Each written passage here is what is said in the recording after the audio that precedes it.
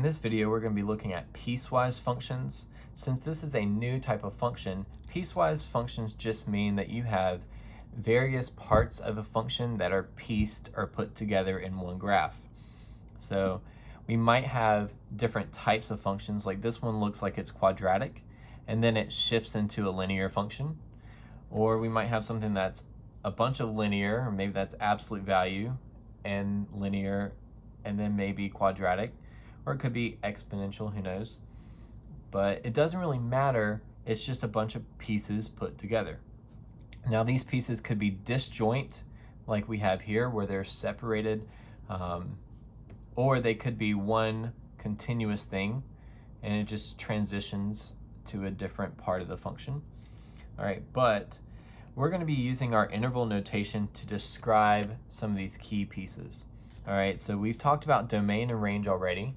Maybe we want to kind of define what domain is again.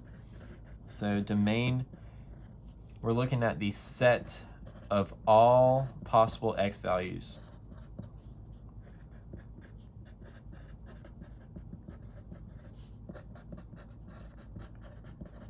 That can go into a function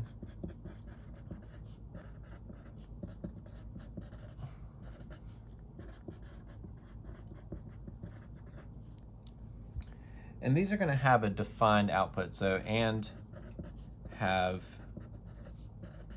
a defined output. So we talked about sometimes there's no defined output, and then that would not be included in the domain. So it has to have an output for it to be included. So that's our domain, and the range would be the set of all y values, and we'll put that there to kind of remind ourselves.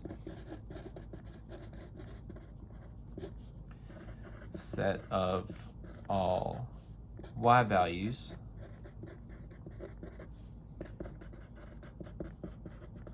that come from an input, an x value. So based off of those definitions, we're just describing the key pieces of this graph here. So if we're describing our domain, we're going to be looking at the x values. Now this graph starts when x is -2. So from -2, and then we start looking at all these. So I just kind of ask myself, -2 is in the domain, is -1 in the domain? Yes, it's got an output. 0 has an output. When I get to +1, which is right here in the middle, it has an output, but it's this top point here at 4. So now this one's open, that means that's not included, but it does have an included point. So that is in the domain. So even though it breaks or jumps in the graph, it still has an output, which means we don't need to break the domain. So 1 has an output, 2 has an output, 3 has an output, 4 has an output, 5 doesn't really have an output, but everything up until 5 has an output. So we're going to go from -2 to 5 and kind of look at what the parentheses or bracket situation is. Now at -2, it is included, so I'm going to put a bracket. At +5, we have an open circle, which means it's not included. So therefore it gets a parenthesis. So if you want to give yourself a little note here, all right, so even though the graph jumps to a different section,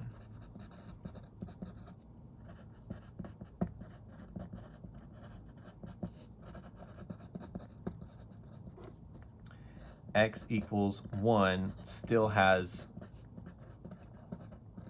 an output, so no need to break the domain. Now, the reason I'm writing that note here is because what if this was an open circle here at +1? So if I had made that an open circle, then neither one of those would be defined and it would not have an output, which means you would need to break this domain and say positive 1 is not included. Okay, so oftentimes students will write it this way. We go from -2 up until 1, but 1's not included. And then join it up and say 1 all the way to 5.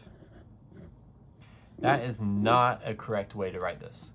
All right, because we're really just saying which values are included. Here you said 1 was not included, but now you said it is included. We don't want to be confusing, so we're just saying, yes, it's included. We don't care that it jumped to a different section. We're not describing what's happening in the y values. We're just describing, are the x values in the domain? So you don't want to have it where it looks like this.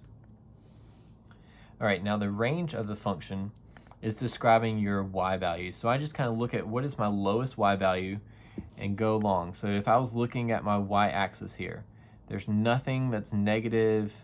There's no negative y value. So the first y value that we see come up is y equals 0.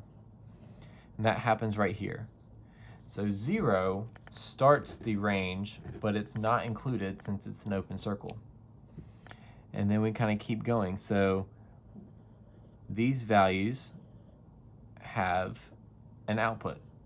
So when we look at this, positive 1 has more than one x value associated with it, and that's okay. Sometimes y values are going to repeat. All right, 2 has an output. 3 has an output. So we're just looking to see, is that an output somewhere in the graph? 4 is an output. 5 is an output. 6 is not an output. So the highest it ever reached was at y equals 5. So we're going to go from 0 to 5. And when we look at what happens when y is 5, it's a closed dot. So that means it's going to be a bracket from 0 to 5 with a bracket. Now we're starting to do evaluating the function. So it's no longer talking about interval notation. It's just saying if we look at f of 0. So when x is 0, what's our f, or what's our function going to be at? So I'm going to try to erase a few of these lines I made. When x is 0, we have this output, and that happens to be positive 1. So all you have to do is just write out what is the y value associated with it. If x was 2, so let's go here, when x is 2, our y value is at 3. Now 5 asked a different type of question. Notice where the f of x is. So f of x equals 2. So the y value is 2. And it wants to know what x value gives us a y value of 2. So what I like to do is take a highlighter or just draw a dotted line when y is 2. And you're trying to see what x values produce that y equals 2. So here's one of them, and then here's another. And we're just going to be estimating for these if we can't see exactly, but this one looks like it's at -1.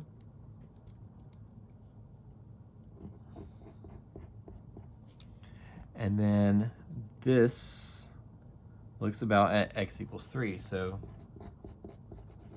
when x is -1, we hit 2. When x is positive 3, we hit 2. What about at positive 1? At positive 1, that's an open circle, so that's not included. We don't want to include positive 1 based off of this open circle. All right, so you can try example 2, but what we have here is that this graph is going to keep going on forever and ever. It just didn't have the arrows. Now if we write the domain, the x values for this, so -6 is in the domain, it has an output. But -7 is still also going to be in the domain since it keeps going down forever and ever and ever. So our domain would be parentheses -infinity, and then up until, now we look at this -2. At -2, it stops. And there's actually a whole gap in the graph from -2 to 0. So a gap should be included, reflected in our domain. So we're going to put a -2 here with a parenthesis. It was open circle, which means it's not included in the domain. Union, and then we look at where does it start back up. It starts back up when x is 0, but it's open circle, so we'll put a parenthesis there again. And it goes from 0 on to infinity. So 6 will have an output somewhere, 7's going to have an output, 8, and so on. So 0 to infinity. Now the range of the function is our y value. If we look at our y value, so I'm going to look when y is -2, there is an output associated with y equals -2. But since this is pointing down, so is -3. That would have an output. -4 is going to have an output. So all of these values down below are still in the range. So really our range goes from -infinity, and then we just kind of look up the y-axis. So 0, when y is 0, it had outputs. Y equals 2 is included in the range. There are x values that give us a 2. And then we look at 4. So 4 is really where the y values stop. But since the points here are open, it's not included. All right, f of 0. So if I look at f of 0, when x is 0, what's our y value? It's an open circle.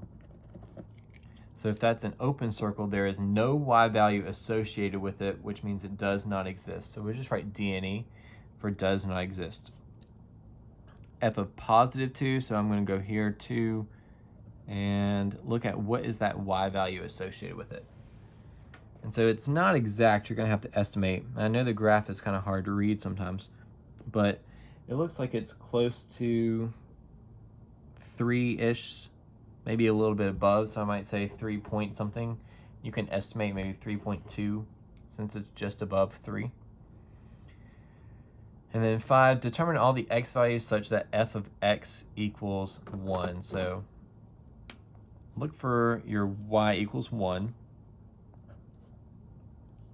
and then just draw a dotted line here.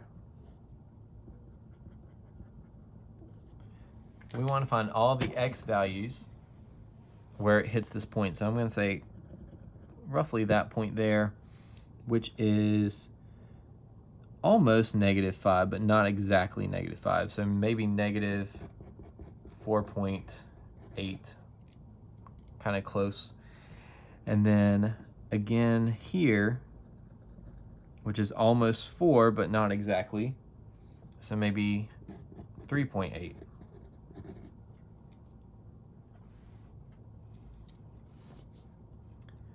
And then we have part C and D for you to try. This would be really good for you. Just pause the video and just do these two on your own, and then you can come back and check your work. All right, the domain here should be from -6 to -1, bracket, union, parenthesis, 0 to 4, bracket. Now remember, we're talking about our x values, so -6 to -1, those were both included. They had solid points. And then 0 was open all the way to 4, which had a solid point. Our range goes from -4 with a bracket all the way up to +6 with a bracket. All right, remember, it's okay for y values to repeat, but when we look at this +4, as long as it is somewhere in the domain, we don't have to worry about it. So +4 was not included here, but it is included over there. Therefore, we don't need to break it off. All right, so -4, when f is -4, when x is -4, y is +4. And when x is +2, y is +2. Now determine all the values of x such that f of x equals 1.